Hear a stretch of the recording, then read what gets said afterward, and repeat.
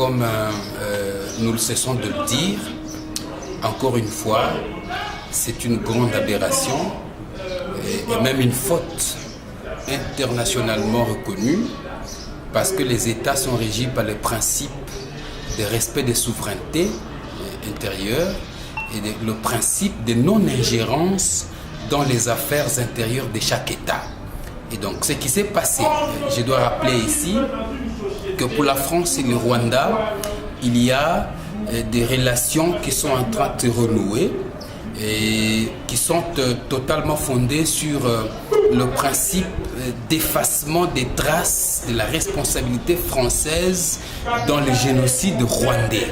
Rappelez-vous qu'en 1994, lorsqu'il y a eu l'épuration des Tutsis au Rwanda, la France était impliquée dans cette affaire. Et c'est comme ça qu'aujourd'hui, le président Macron, en amadouant le président Kagame, veut tout simplement effacer ces traces. Ça, c'est d'une part. De l'autre part, l'Angola, lorsqu'on sait que l'on veut considérer les pays démocratiques en Afrique, on ne peut pas parler d'Angola comme un exemple démocratique. On ne peut pas non plus parler du Congo-Brazzaville comme exemple démocratique, encore moins le Rwanda.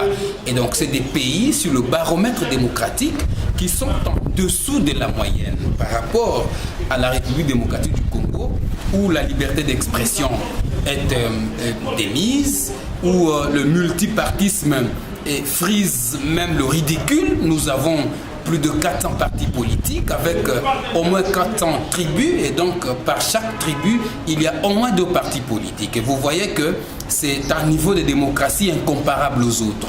Au Rwanda, ce qui s'est fait chez nous ne se fait pas. Et par rapport au troisième mandat, par rapport au troisième